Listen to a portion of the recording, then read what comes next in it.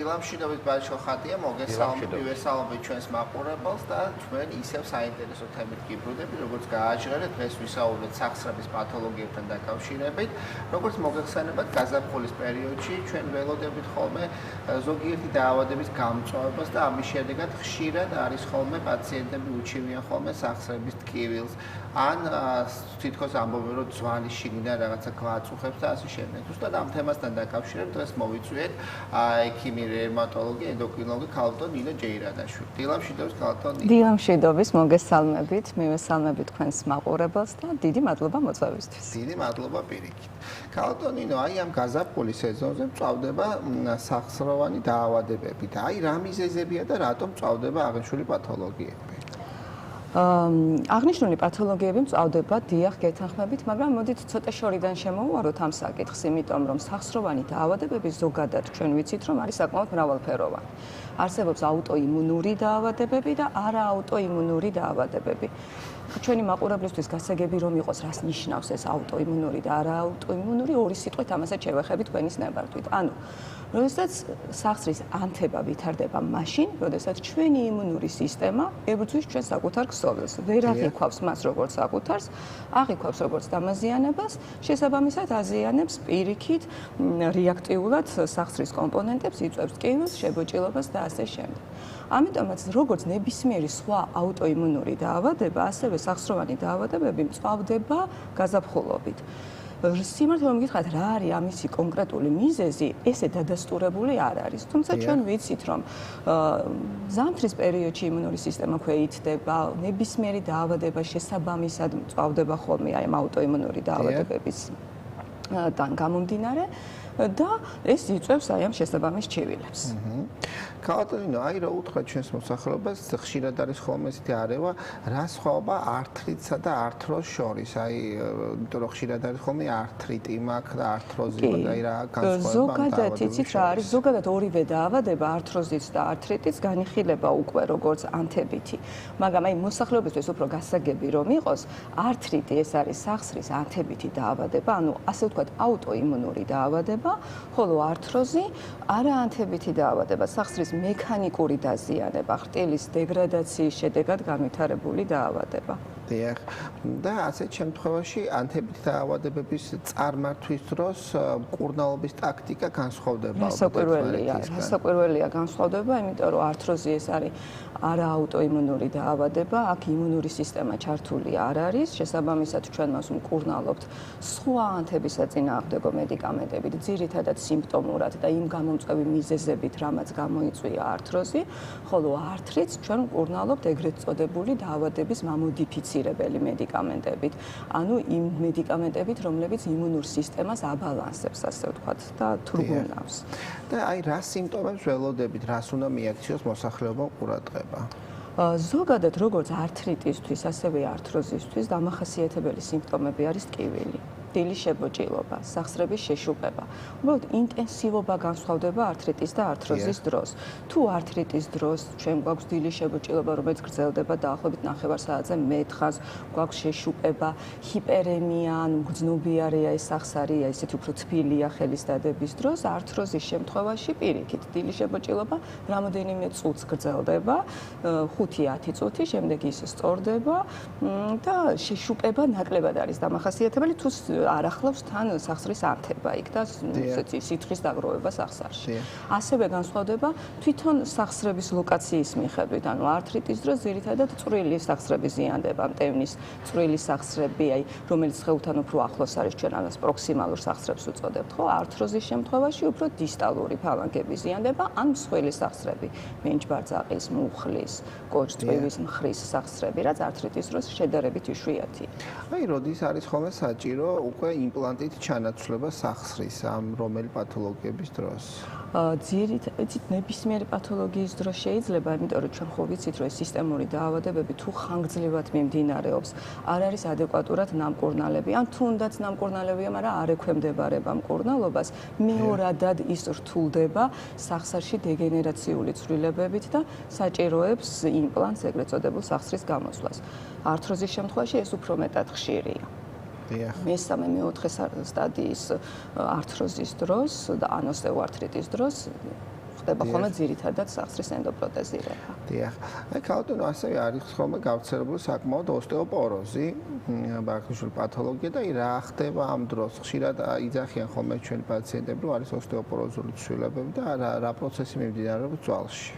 ოსტეოპოროზის შემთხვევაში ძვალში ძირითადად გამოფიტვის პროცესი მიმდინარეობს. ანუ ძვალი ხდება უფრო მყიფე და მოტეხილობის რისკი მატულობს. ანუ ჩვენ რატომ გვეშინია ოსტეოპოროზი? იგი ასიმპტომური დაავადებაა. ძირითადად პაციენტები რაღაც კონკრეტული ჩივილით, თუნდაც აი ძვალში ტკივილით არ მოგმართავენ თუ ის გართულებული არ არის მოტეხილობით.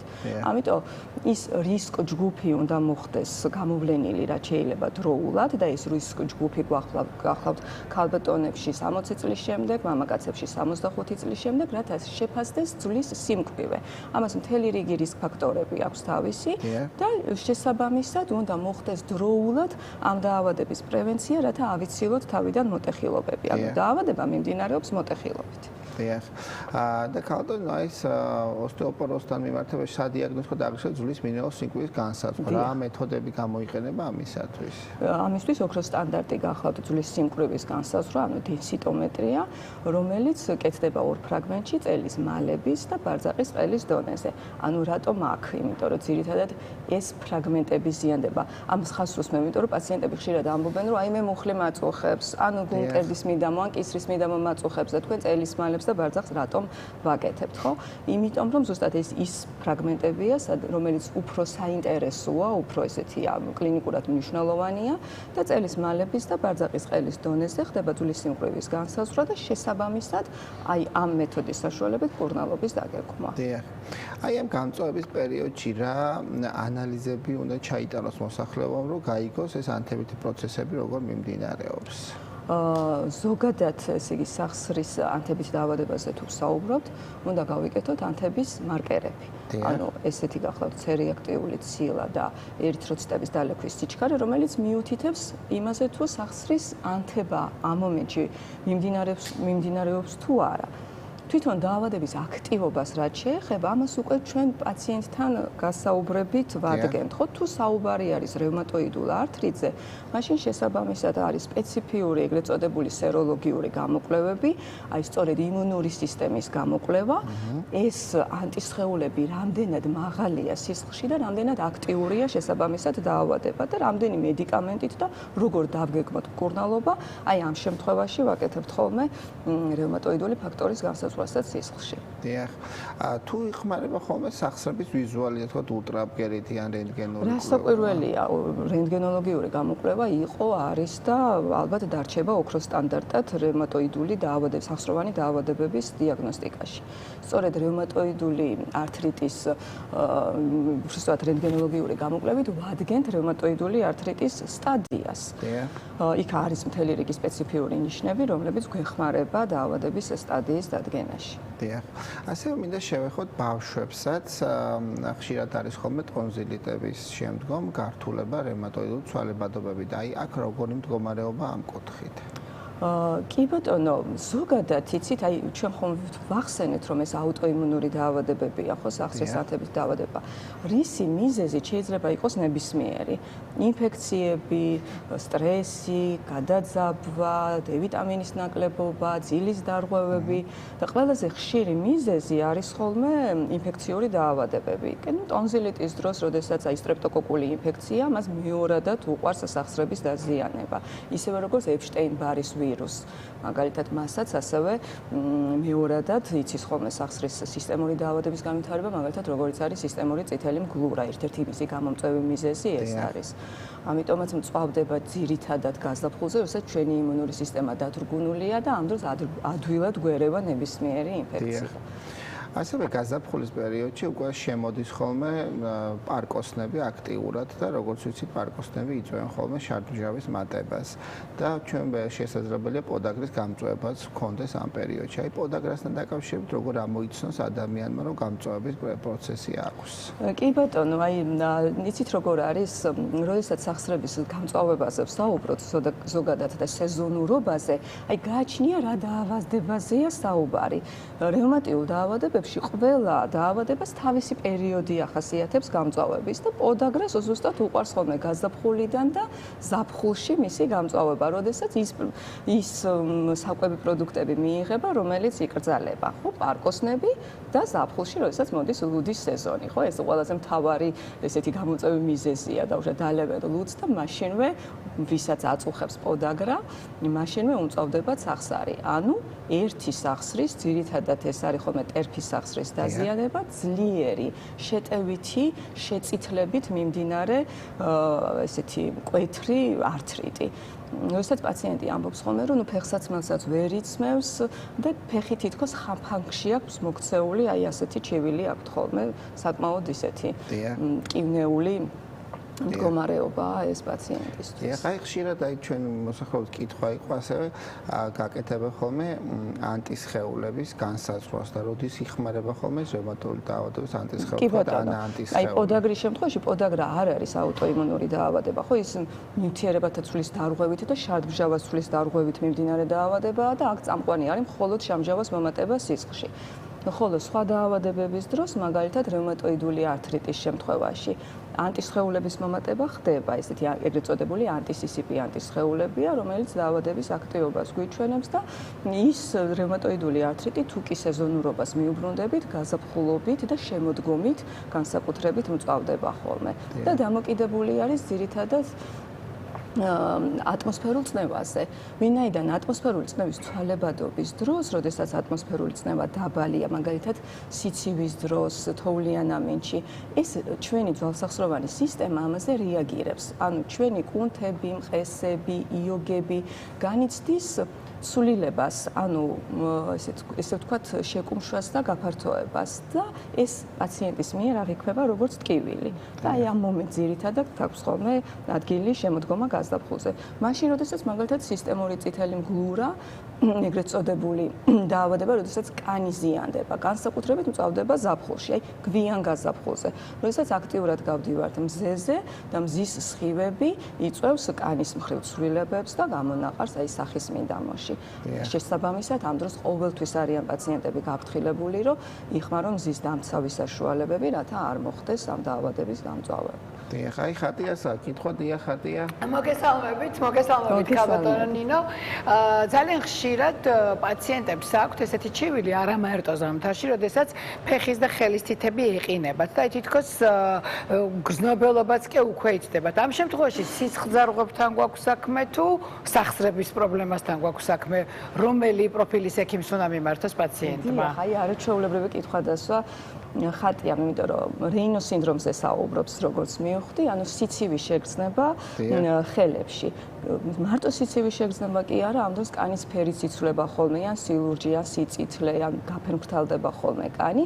ესეც ბევრ რევმატიულ დაავადებას ახლავს თან და განსაკუთრებით მწვავდება ხოლმე ზამთრის პერიოდში, სიცივის პერიოდში. ამ შემთხვევაში ყოველთვის ვურჩევთ პაციენტებს, რომ არ გამოიყენონ ცივი წყალი, აუცილებლად თბილ წყალში, ხელის დაბანე თუ ასე შემდეგ და აუცილებლად ხელთათმანი უნდა იხმარონ, რათა აი ეს დაავადება არ გამწვავდეს და მასაც ახასიათებს სეზონურობა ზუსტად და ზამთრის პერიოდში მწვავდება ხო. დიახ. ნინო, ასევე მინდა კითხოთ, აი ეხა რეინოს შემთხვევაში ახსენე რჩევები წამლის გარეშე რა შეიძლება გაკეთდეს. აი ძვალსახსროვანი პათოლოგიების დროს სახლის პირობებში რა შეიძლება ჩვენო მოსახლეობამ წინასწარ აი ვთქვათ რაღაცა დაიცვან, რომ ეს გამწვავება შედარებით ნაკლები იყოს, ან პროფილაქტიკა ჩაატაროს. პროფილაქტიკა. კი ბატონო, ეს გახლავთ აქტიური ცხოვრების წესი. დიახ. ანუ რატომ წავდება გაზაფხულზე? ზამთარში ძირითადად პასიურად ვართ, ხო, ცივა. ჩვენ არ გავდივართ გარეთ, არ მოძრაობთ ბევრს. შესაბამისად, ეს ჩვენს ძვალსახსროვან სისტემაზე აისახება უარყოფითად. ამიტომ ყოველთვის ვურჩევთ პაციენტებს, რომ იყვნენ ფიზიკურად აქტიურები, მოერიდნენ სიცივეში გასვლას, იმიტომ რომ როგორც მოგახსენეთ, აი ეს ატმოსფერული წნევა და ცუდი ამინდი ჩვენს ძვალსახსროვან სისტემაზე უარყოფით ზეგავლენას ახდენს, ჩავიცვანეთ თბილი დასაცმელი, იმიტომ რომ ეს ნამდვილად დადასტურებულია, რომ აძლევს შვებას პაციენტს ტკივილის თვალსაზრისით, ტკივილის მოხსნის თვალსაზრისით, თუ ჭარბი წონა აქვს აუცილებლად წონაში დავიკლოთ. D-ვიტამინის დეფიციტი ასევე ახდენს უარყოფით გავლენას ჩვენ ძვალსახსროვან სისტემაზე და ზამთრის პერიოდში ჩვენ ვიცით, რომ ყოველთვის აი ესე სუბკლინიკურად მაინც არის ხოლმე D-ვიტამინის დეფიციტი და ადეკვატურად პროფილაქტიკური დოზით მაინც მიიღონ D-ვიტამინი. ძირითადად აი ეს და ჰიდრირება, ანუ წყლის დიდი რაოდენობით მიღება არის ძალიან მნიშვნელოვანი ასევე. აი ახსენინე ხო პროფილაქტიკური დოზა D-ვიტამინის და ასევე მინდა კითხო D-ვიტამინი და კალციუმი ორივე ერთად. პროფილაქტიკურად თუა შესაძლებელი მათი მიღება და რამდენად იძლევა შემდგომში დაცვას. კი ბატონო, ანუ ესე ასე ვთქვათ, ოსტეოპოროზის ასოციაციის მიერ ესეა დადასტურებული, რომ დაახლოებით 800 მილიგრამი კალციუმი და 1000 საერთაშორისო ერთეული D-ვიტამინის ყოველდღიური მიღება არის ჩვენი ძვალსახსროვანი სისტემის დაცვა ყოველდღიურად, რა თქმა უნდა, აი ამ დოზით ამ მედიკამენტის მიღება. დიახ. ასევე მინდა კითხო, გენეტიკური განწყობა თუ აქვს რევმატოიდულ პათოლოგიებს? დიახ, გენეტიკური განწყობა ნამდვილად აქვს. ვერ ვიტყვით, რომ ეხლა 100% შემთხვევაში, თუმცა ეს ძვალსახსროვანი სისტემის დაავადებები არის გენეტიკურად წინასწარ განწყობილი. კი ბატონო. აი კიდე კითხვა ხადია, ხადია. კიდევ ერთი კითხვა მექნება თქვენთან, ექიმებო. როდესაც ვირუსი გვემართება, პირველ რიგში რა თქმა უნდა სახსრებით გვეწყება, ხო, ვისაც აქვს ამის პრობლემა, ან არა აქვს და განსაკუთრებით როდესაც პაციენტი მიდრეკილია ამ პათოლოგიისკენ, რა ზომები უნდა მივიღოთ, როგორც კი ვხვდებით, რომ ვირუსი დაგვეწყო. აი რამე განსაკუთრებული მკურნალობის ჩატარება ხო არ გჭირდება პირველივე დღეებში? რომ არ გართულდეს. არა, პირველივე დღეებში რაიმე განსაკუთრებული მკურნალობის ჩატარება არ გჭირდება. უბრალოდ ყოველთვის ვაფრთხილებთ პაციენტებს, რომ მაქსიმალურად მოერიდონ ხალხმრავარ გარემოს, რათა მათი იმუნური სისტემა ისედაც დაქვეითებულია და ადვილად შეიძლება განვითარდეს ესე გადამდები ვირუსული დაავადებები და შესაბამისად დაავადებაც უფრო მწვავდება. მკურნალობა სიმპტომურია, რა თქმა უნდა, ვკურნალობთ ვირუსს და მისი ძირითადი მკურნალობა გრძელდება. დიახ, ნინო, ასევე მინდა კითხო მკურნალობასთან დაკავშირებით, რაი რომ დავყოთ ცალკე ართრიტზე, ცალკე ართროზზე და ოსტეოპოროზზე, როგორი მკურნალობის ტაქტიკები გვაქვს? რა თქმა უნდა, აბსოლუტურად განსხვავებულია მკურნალობის თვალსაზრისით მიდგომა. ართრიტის შემთხვევაში მკურნალობა არის ეგრეთ წოდებული მამოდიფიცირებელი მედიკამენტები, რომლებიც უკვე ვახსენე, ჰორმონალური მედიკამენტები, რათა მოიხსნას ძლიერი ანთებითი პროცესი.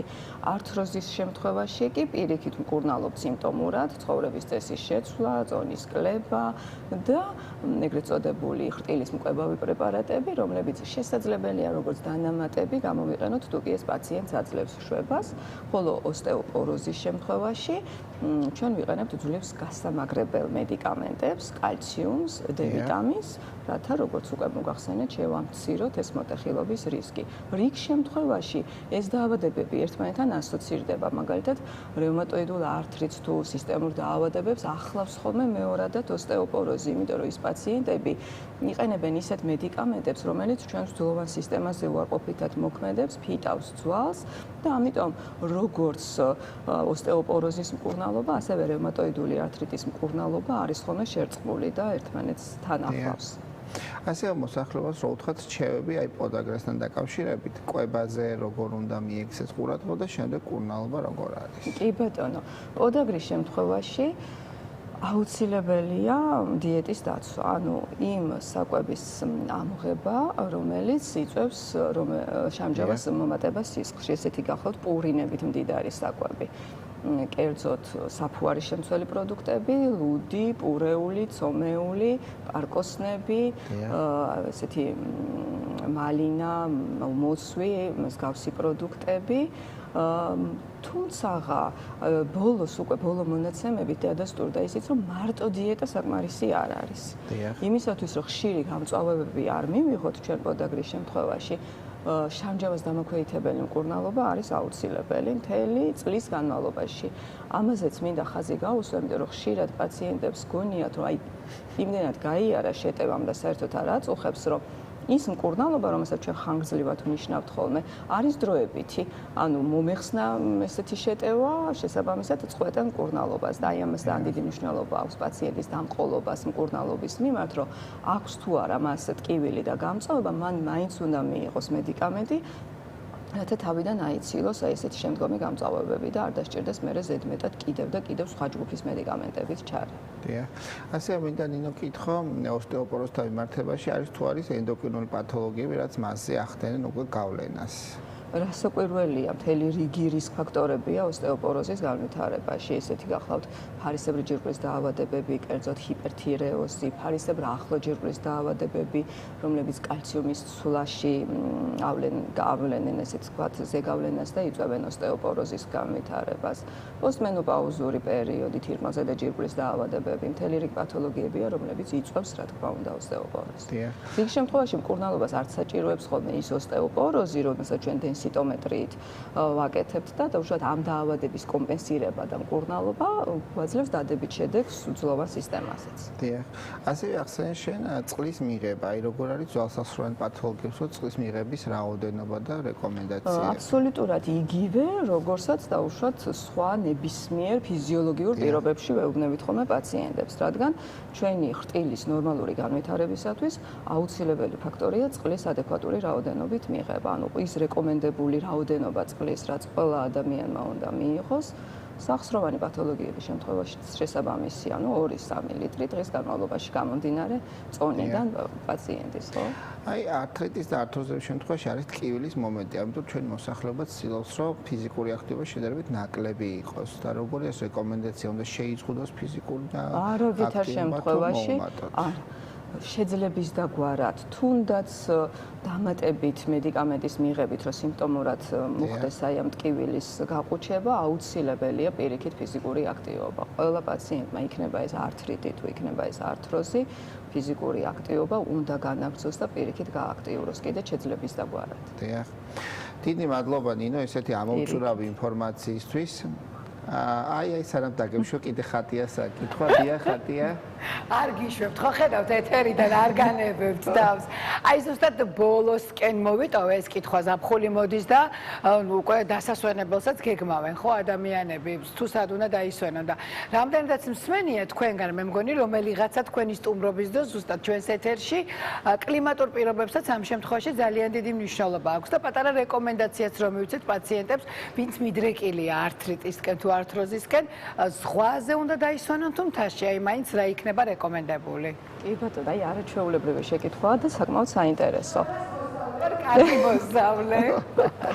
აქვს ამას გავლენა. კი, ტენიანობა, აი როგორც გითხარით, ეს ატმოსფერული წნევის ცვალებადობა ნამდვილად მოქმედებს სახსარზე. ტენიანობის პირობებში ის იმ სტრუქტურაზე, რაზეც აი ესე მოკლედ ვისაუბრე, რომ ჩვენი მყესები, იოგები და კუნთები რეაგირებს, თქო, იწვევს ტკივილის გამწვავებას. ამიტომ ვურჩევთ ხოლმე პაციენტს, რომ ძალიან ტენიან გარემოში, ან მკვეთრი ტემპერატურული ცვლილება, სადაც არის დაუშვათ სიცივიდან, სიცხიდან სიცივეში, მოგზაურობისგან შედარებით თავი შეიკამა. ართრიტების შემთხვევაში ნამდვილად რეკომენდებული, იმიტომ რომ წავდება ამ შემთხვევაში. კი ბატონო, თუ მაშინ ჩაგიკითხებინა შესაძლებლობა, თქვათ რაღაცა მედიკამენტის გამოყენება, რომელიც პროფილაქტიკას გაუწევს ხოლმე. სამწუხაროდ პროფილაქტიკას ვერცერთი მედიკამენტი ვერ გაუწევს, უბრალოდ რჩევის სახით შეიძლება ხოლმე, რადგან თუ კი აუცილებელია იქ იმ ადგილას მოგზაურობა, იქნება ეს თუ ყოფნა, დამატებით რაღაც ტკივილის მართვის თვალსაზრისით მედიკამენტი და თუ კი შესაძლებელია რომ აი მაქსიმალურად თითქმის ერთნაირ პირობებში ცხოვრობდეს ადამიანი და ესეთი მკვეთრი ცვლილებები არ იყოს, უმჯობესი იქნება. დიახ, ანუ ჩვეულებრივ ტკივილგამაყუჩებელი მედიკამენტები ამ შემთხვევაში სიმპტომურად.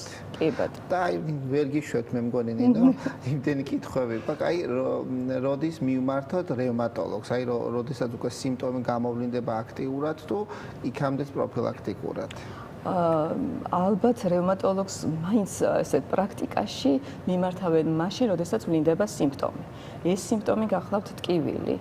ანუ როდესაც გვაწუხებს სახსარი, განსაკუთრებით დილის შებოჭილობა, არ აქვს უკვე მნიშვნელობა ის რამდენ ხანს გრძელდება. ამას უკვე რევმატოლოგი გადაწყვეტს, ხო, რომელ დაავადებასთან აქვს საქმე, რაც უფრო დროულად მივმართავთ რევმატოლოგს, მით უფრო ადვილია იმ დაავადების მართვა. იმიტომ რომ ქრონიკული დაავადებაა და შესაბამისად დროული მკურნალობა, ადრეული მკურნალობა უკვე წარმატებული მკურნალობის საწინდარი.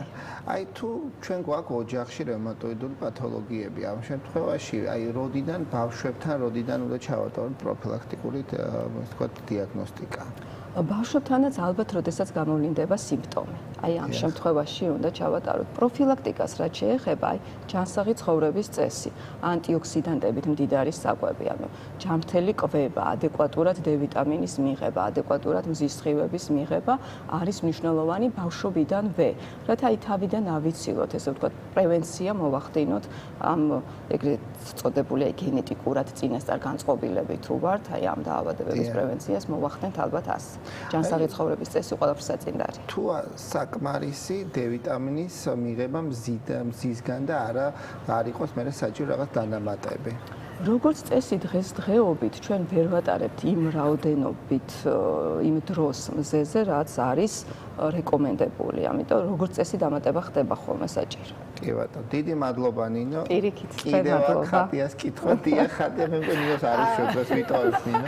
აი სხვათა შორის ეხლა უკვე ჩვენმა მაყურებელმა მოგწერა და აღარ მინდოდა თქვენი შეწუხება, მაგრამ მაყურებელს ნამდვილად ვერ გაუცრუებ იმედს. მაყურებელმა მოგწერა ყავასთან მიმართებაში, მითია თუ რეალობაო, რომ თუ ასეთი პრობლემები გვაქვს, ყავის რაოდენობა უნდა შევზღუდოთო.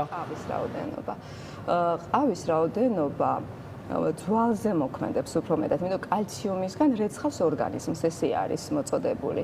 4-5 ჭიქაზე მეტი ყავა არის მავნე და 2-3 ჭიქის მიღება არ არის დამაზიანებელი ჩვენი ორგანიზმისთვის. ან დოზირებას დავამშვიდოთ, კი.